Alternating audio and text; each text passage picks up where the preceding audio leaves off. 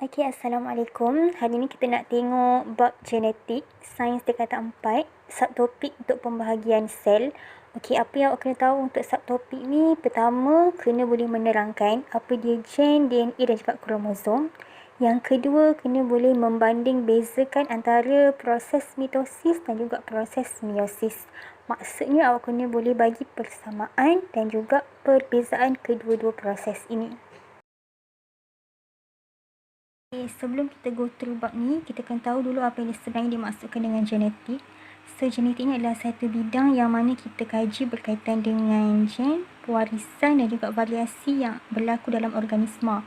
Kalau kita tengok dekat sekeliling, kita akan perasan lain orang lain ciri fizikal. Ada yang orang ketinggian dia tinggi, ada orang ketinggian rendah, ada yang kulit cerah, ada yang kulit gelap. So, kita panggil dia sebagai variasi dalam organisma.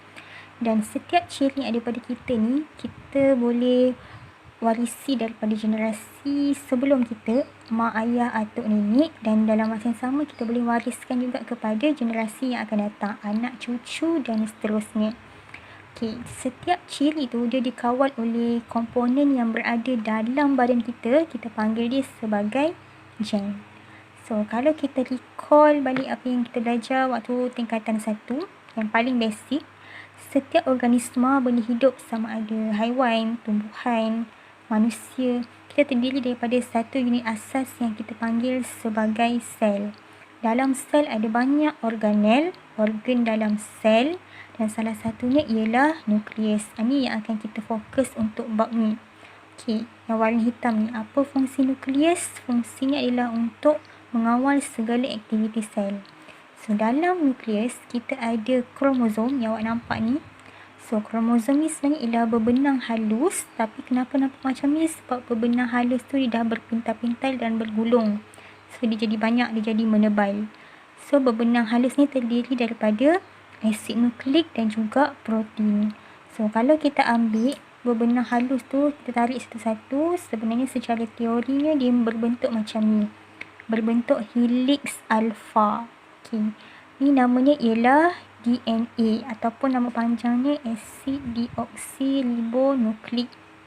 Asid deoksiribonukleik ni unit paling asasnya ialah nukleotida, yang mana terdiri daripada 3 benda. Pertama, terdiri daripada gula pentosa, base bernitrogen dan juga kumpulan fosfat. So, inilah yang akan membentuk DNA. So, dalam ni pula ada satu komponen lagi yang kita panggil sebagai gen, yang boleh mengawal ciri-ciri yang boleh diwarisi tadi. Dia tersusun pada DNA. So, ni ialah gen. Okay, so secara simpelnya, kalau tengok pada satu kromosom, ada bahagian-bahagian dia yang mana benda tu kita panggil sebagai gen yang boleh mengawal ciri. Okay, contoh dia warna hijau ni adalah gen yang boleh kawal warna mata, terpulang pada apa yang kita warisi. Okay, warna purple ni adalah gen yang kawal ketinggian, sama ada tinggi ke, rendah ke, sederhana. Dan juga ni adalah gen yang kawal untuk warna rambut. Okey, so kita tengok lebih detail lagi berkaitan dengan kromosom.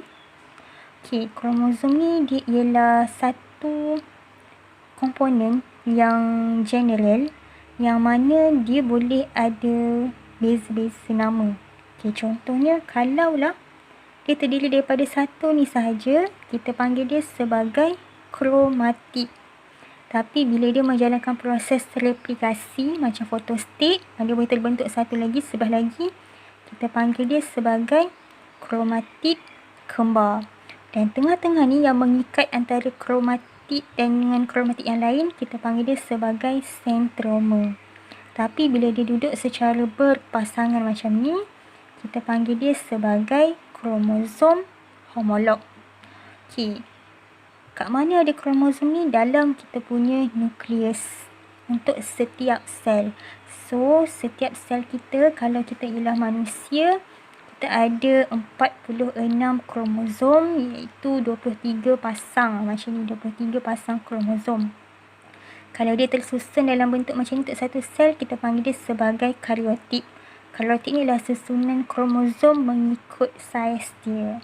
Okey, kromosom ni dia ada 2 jenis. Satu, kita panggil sebagai autosom. Satu lagi ialah kromosom seks. Autosom ni merujuk kepada kromosom yang tidak terlibat dalam penentuan jantina. Manakala kalau terlibat dengan penentuan jantina ialah kromosom seks. Macam ni awak nampak dia tak guna nombor, dia guna X dan Y. So kalau XY ialah lelaki, kalau XX ialah perempuan. Okey, so kromosom ni dia akan memainkan peranannya dalam satu proses yang kita panggil sebagai proses pembahagian sel.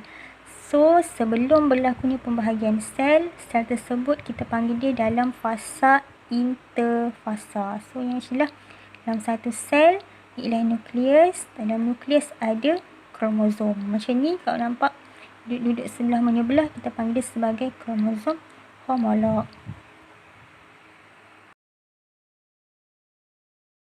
Okay, so kita proceed pada pembahagian sel. Okay, apa dia pembahagian sel? Ialah proses yang mana sel akan membahagi menjadi banyak. Kalau tengok daripada 1, yang bahagi kepada jadi 2, jadi 4, jadi 8 dan seterusnya jadi banyak.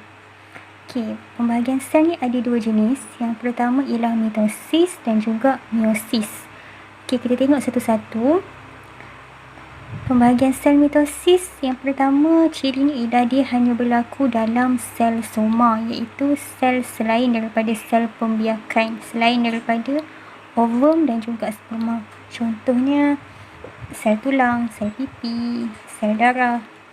Okay, ciri yang kedua, proses mitosis akan membentuk 2 sel anak yang sama. Kalau tengok daripada induk, satu sel akan jadi 2 sel, 1, 2.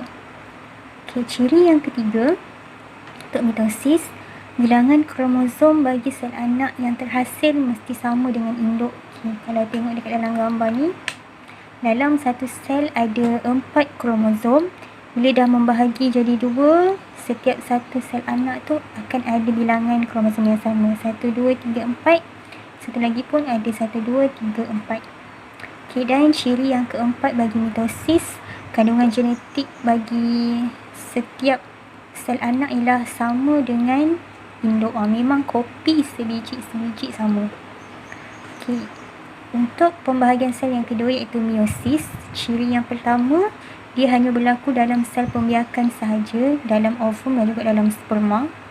Okey, ciri yang kedua, meiosis ni akan membentuk 4 sel anak yang tidak seiras. Daripada 1 akan jadi 4. 1, 2, 3, 4 sel anak. Okay, kenapa dia tak seiras? Kita tengok pada ciri yang seterusnya, iaitu bilangan kromosom yang terhasil mesti separuh daripada induk. Kalau tengok dekat dalam sel induk, kita ada 1, 2, 3, 4, 5, 6, 7, 8 bilangan kromosom.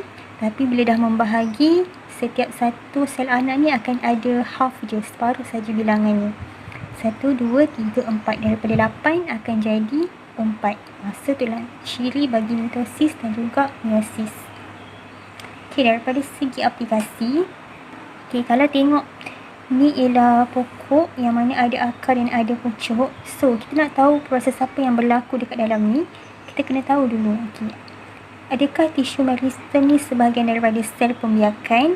Okay, bukan. So bila bukan, proses apa yang berlaku untuk pertumbuhan dia ialah proses mitosis. So kalau kita nampak pokok tu kenapa makin lama dia makin membesar, sebab proses yang dia proses pembahagian sel yang melibatkan mitosis. Sama juga macam kalau kita kena sesuatu, luka dekat tangan.